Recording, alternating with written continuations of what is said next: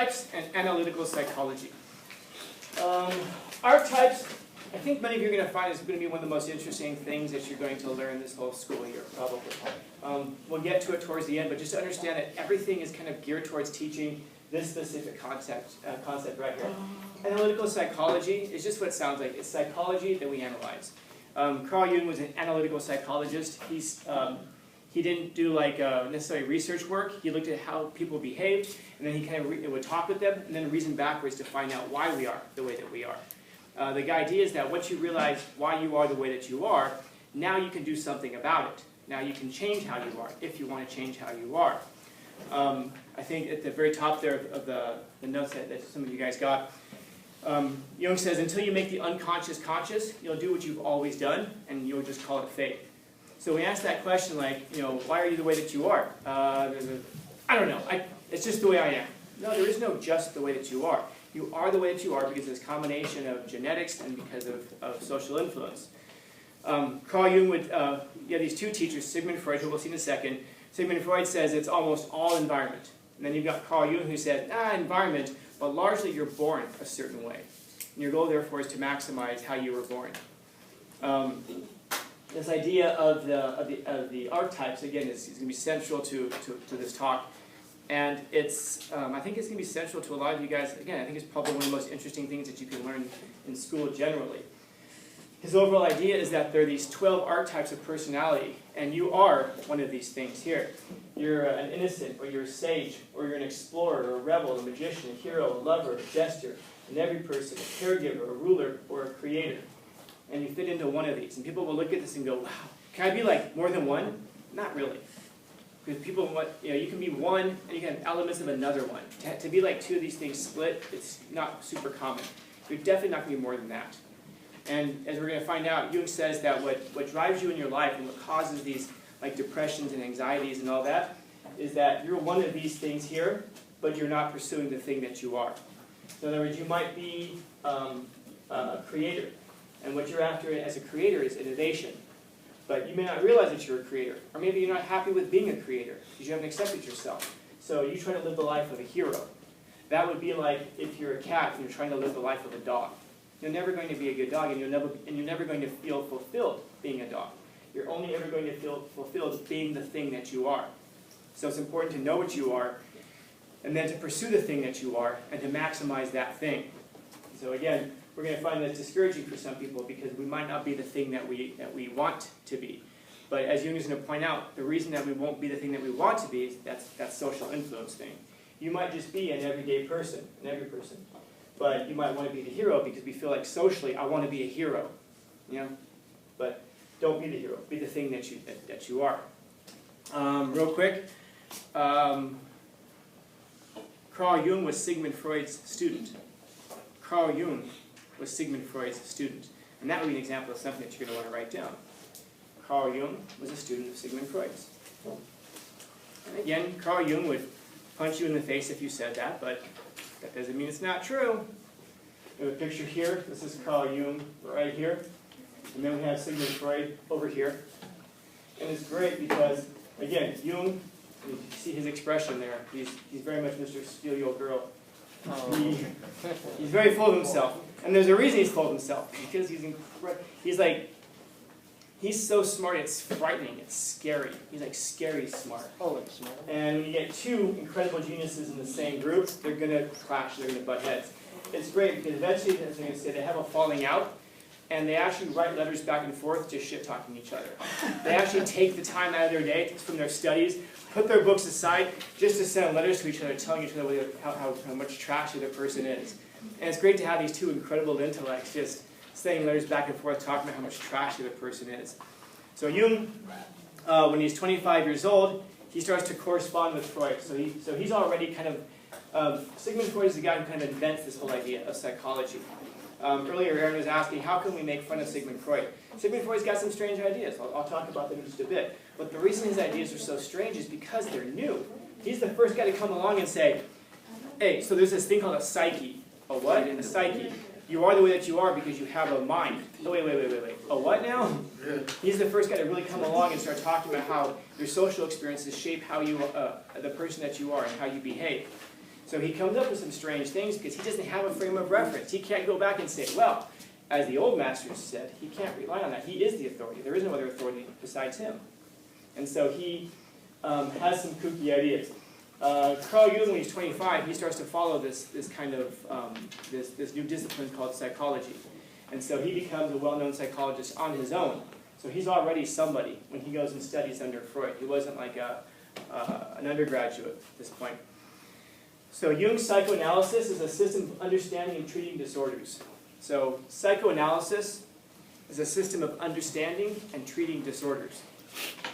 Psychoanalysis is a system of understanding and treating disorders. So I said it 3 times. That means it should absolutely be down in the notes. And that is the answer to one of your questions on the quiz. I'm going to ask something to the effect of, which of the following best represents the definition for psychoanalysis? And it's a system of understanding and treating disorders. And particularly here, it's in an individual's mind. There are like group psychosis, mass psychosis. This stuff does exist, despite what some people will try to discourage you. But Carl Jung is primarily interested in the individual. So psychoanalysis is a system of understanding and treating disorders. And so a disorder is anything that's got you messed up. Think of it that way. 2 very different systems of understanding. So Sigmund Freud believed that essentially he's the ultimate atheist. He believed that Sigmund Freud believed that there's no such thing as spirit, soul, anything like that. He thinks that that everything, all that exists in the universe is matter, material stuff, literally, physical stuff. No mind, no soul, no body. No soul, no psyche. Good. This will be for posterity on YouTube. No soul, no spirit, nothing like that.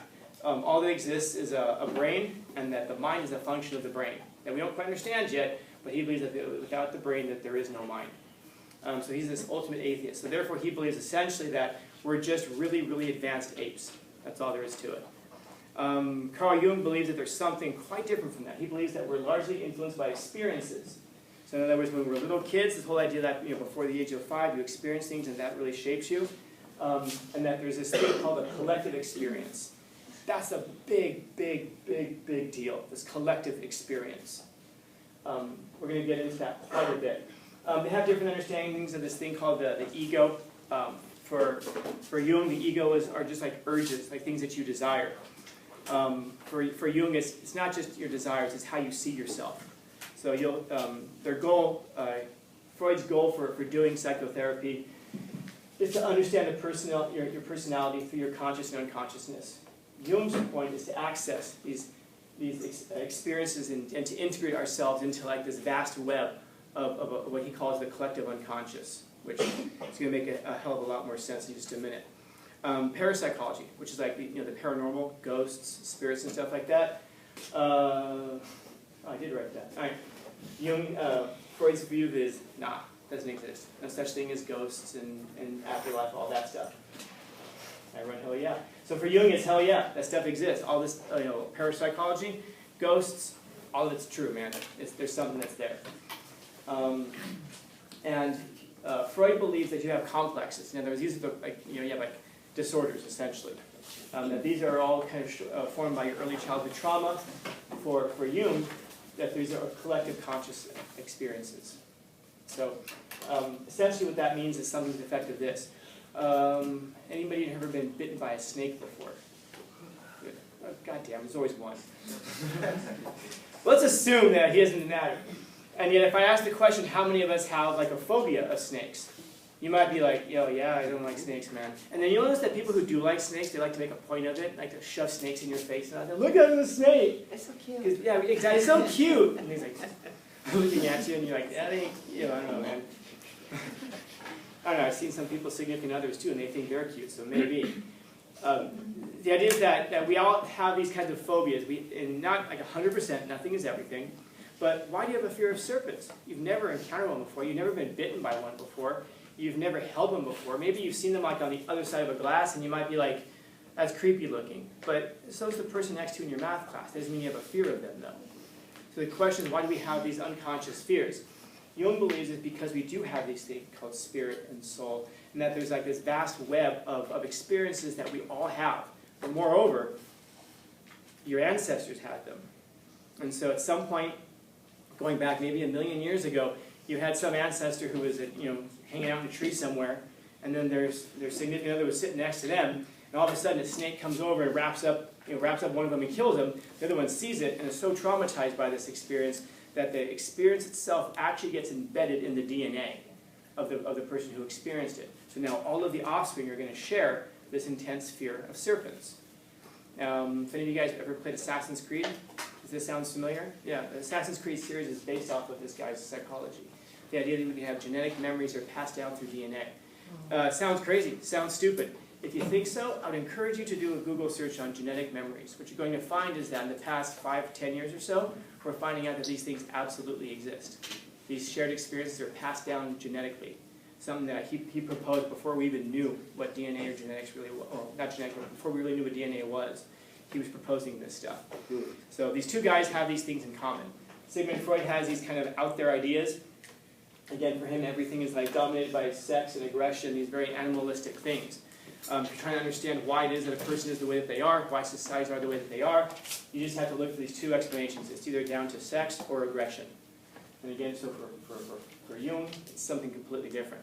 That's why we look at Freud and we're like, man, he believed that? So for example, he believed in this thing called the Oedipal complex. Anyone's heard of this before?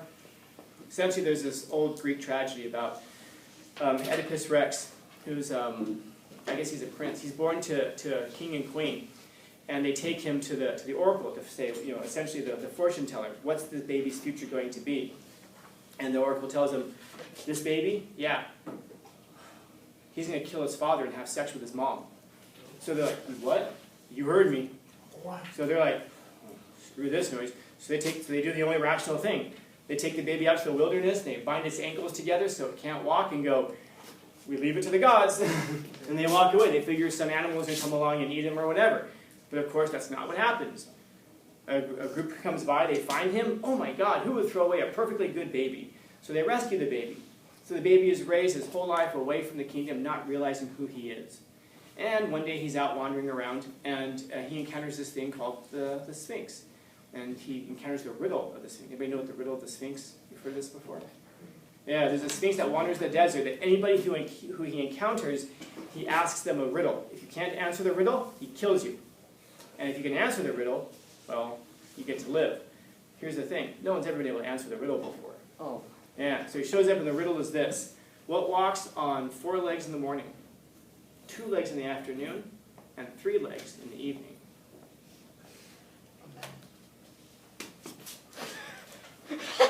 Explain. It wasn't this one show called Puss in Boots. Oh, man.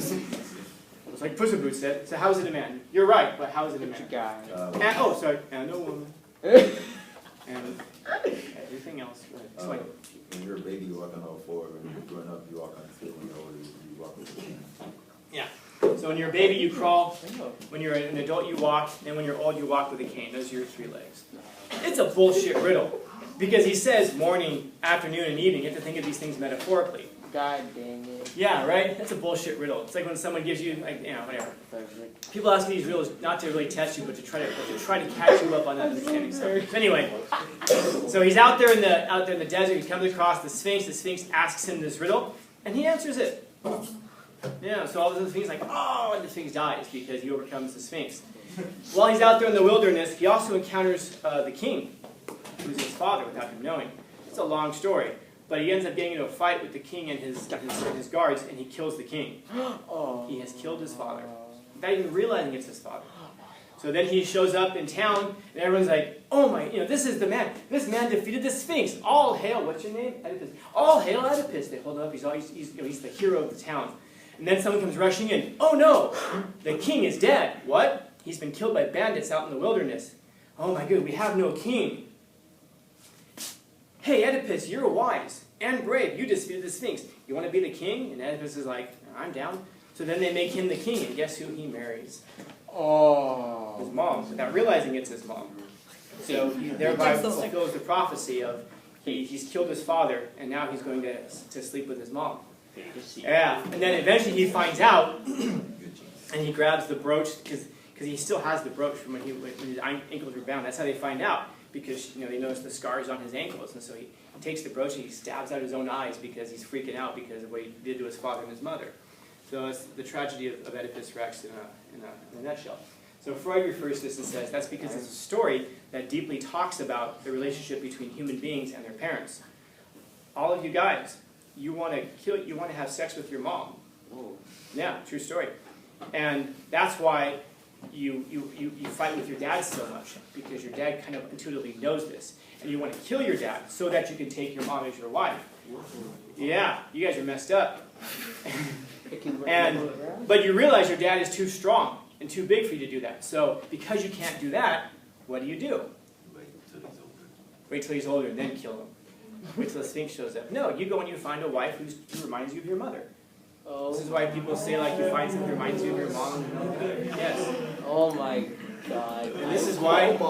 And by the way, it's the same with. I thought I was talking about. There's a reason. And by the way, it's the same with girls too. You want to have sex with your father, but you realize that if you do, your mom is going to kill you. So you go and you find a guy who reminds you of your father. Alabama. Hey, there's a reason that y'all call your significant others daddy. And that's none of my business. What's the secret? At least you're not talking about penis. When you mentioned 3 legs. Well, that is the problem with penis envy, but we won't get into penis envy with Freud. When you mentioned The point is just that's the example of an idea that Freud would have, that we sit there and go, what? That's weird.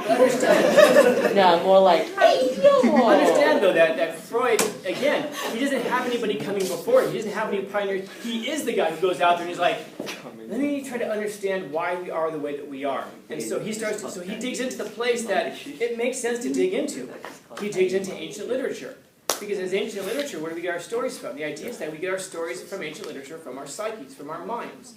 And that all literature is just a psychological expression. When we look back to like the gods of Rome and Greece, all of them represent some aspect of us, of our psyches, of our psychology.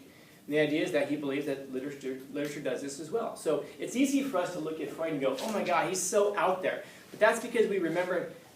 Tell me if this sounds familiar to you. We tend to judge people by the worst possible representatives of their groups. We tend to do the same thing with people and their ideas. We judge people not by their best ideas, oftentimes, but by the worst aspects of their ideas.